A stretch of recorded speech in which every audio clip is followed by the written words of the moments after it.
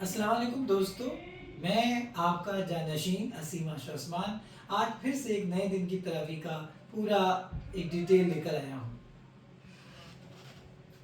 آج ہم پڑھیں گے پارہ نمبر 6 اور 7 یعنی قرآن مجید کے حصے سورہ النساء جو کہ آیت 148 سے 176 تک ہم دیکھیں گے، اور سورہ المائدہ جو کہ آیت نمبر 1 سے 81 تک ہمیں آج پیش کی جائے گی۔ ان پاروں میں ہم سیکھیں گے کہ وفاداری، وعدوں کی پابندی، انصاف و جواب دہی کی کتنی امپورٹنس ہے۔ چلیں شروع کرتے ہیں۔ پہلے 4 جز کا چھوٹا سا ریکیپ ہم کر رہے ہیں کہ اب تک ہم نے سیکھا کہ ایمان دل میں پیدا ہوتا ہے، صبر سے مضبوط ہوتا ہے اور انصاف کے ذریعے سماج میں دکھائی دیتا ہے۔ اب اللہ ہمیں آگے سکھاتے ہیں کہ مضبوط ایمان کا اگلا قدم ہے وعدوں کی پابندی اور ذمہ داری، یعنی اگر ہم کسی سے وعدہ کر لیتے ہیں اس کو پورا نہیں کرتے تو پھر ہم ایمان میں کہلانے لائق ہی نہیں ہیں، اور ہم ذمہ دار نہیں ہیں تو پھر کیا ایمان ہمارا۔ تو انہی باتوں کو دھیان میں رکھتے ہوئے آج کی جو یہ واقعات ہیں ان کو بیان کیا جائے گا۔ ان دونوں سوروں میں اللہ بات کس سے کر رہے ہیں؟ اللہ کہتے ہیں اے ایمان والوں، بار بار مسلمانوں سے اللہ نے کہا ہے اے ایمان والوں، ان سے کہا ہے کہ امانتیں لوٹاؤ، انصاف کرو، وعدے نبھاؤ، حلال حرام کا دھیان رکھو۔ پھر وہ دوسرا جو ایڈریس کر رہے ہیں اللہ، وہ اہل کتاب یعنی یہود اور نصارہ کو ایڈریس کر رہے ہیں۔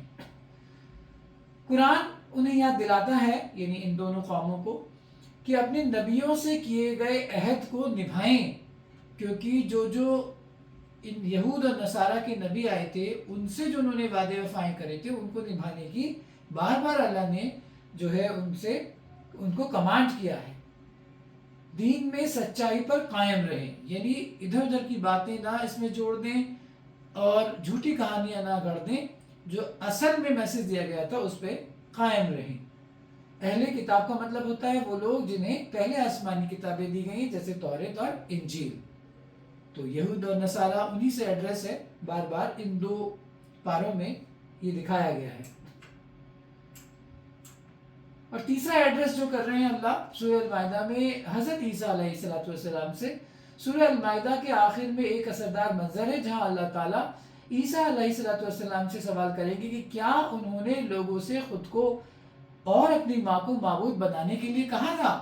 یعنی آپ سمجھ رہے ہیں کہ جو ایک انٹرپریٹیشن ہے بالکل چینج ہو گیا ہے حضرت عیسیٰ اور ان کی ماں حضرت مریم کو لے کر کے، تو ان سے بھی ایک سوال ہوگا، اور حضرت عیسیٰ علیہ السلام جواب دیں گے کہ انہوں نے وہی پیغام پہنچایا تھا جو اللہ نے دیا، اس میں کوئی ہیر پھیر انہوں نے نہیں کی تھی۔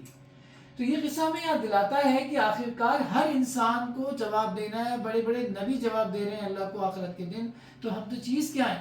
تو سوچئے کہ ہم ڈیلی لائف میں کیا کیا نہیں کرتے، اور اس پہ ہم بالکل سوچ وچار نہیں کرتے، اندھے ہو کے کرے جا رہے ہیں، وعدہ خلافی کرے جا رہے ہیں، دوسروں کو نقصان پہنچانا، دوسروں کے دل کو ہرٹ کرنا، بالکل بھی ایک سیکنڈ ہمیں نہیں سوچنا کہ ہمیں اس چیز کا جواب اللہ کو آخرت کے دن دینا ہوگا۔ اللہ نے بڑے بڑے نبیوں سے سوالوں کے جواب لے لیے، تو ہم کیا چیز ہیں؟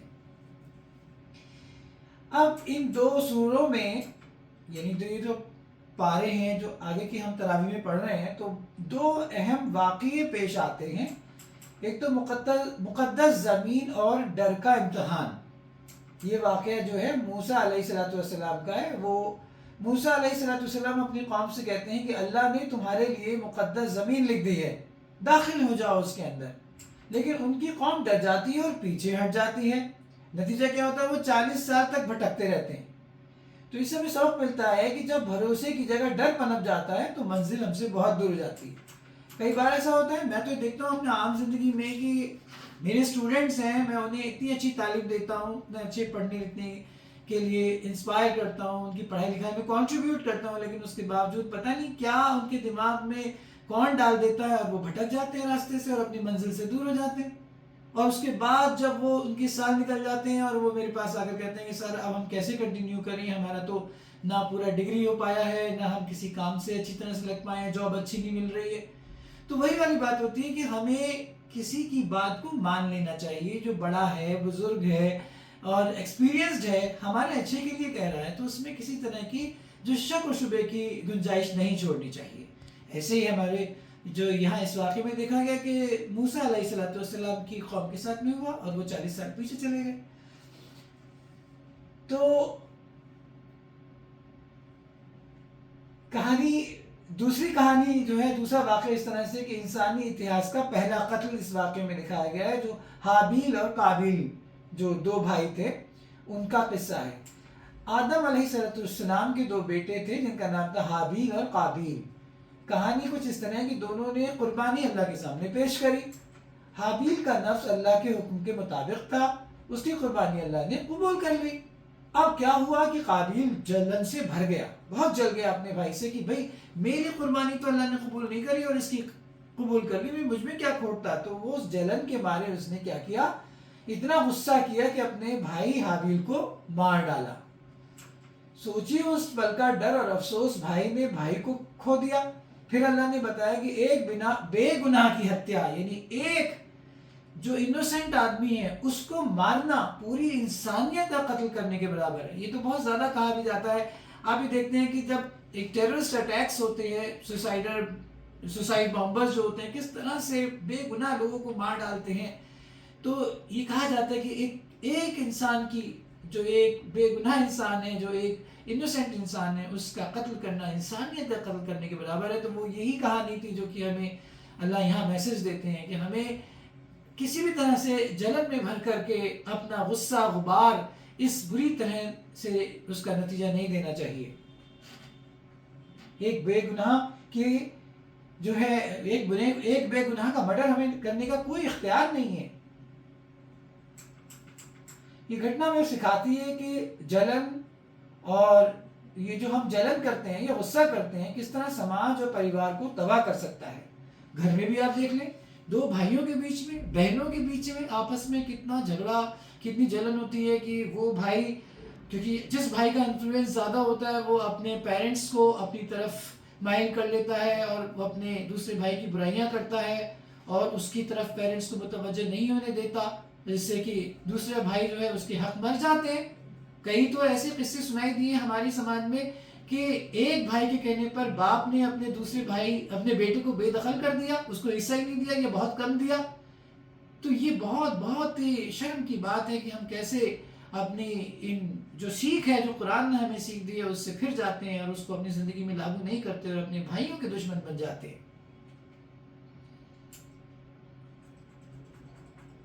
تو ان دونوں پاروں سے ایک ساجھا پیغام ملتا ہے کہ ہمیں بھروسہ چننا چاہیے, ڈر نہیں, طاقت چننی چاہیے, جلن نہیں, وعدہ کر کے نبھانا چاہیے. یہ وعدہ والی بات بہت امپورٹنٹ ہے. بہت وعدہ خلافی ہو رہی ہے دوستوں آج کل, اس پر بہت غور کیجیے. ویسے تو ساری باتیں بہت امپورٹنٹ ہیں, اور یاد رکھیں جو بھی آپ کر رہے ہیں اس کی جواب دہی آپ کو کرنی ہے آخرت کے دن.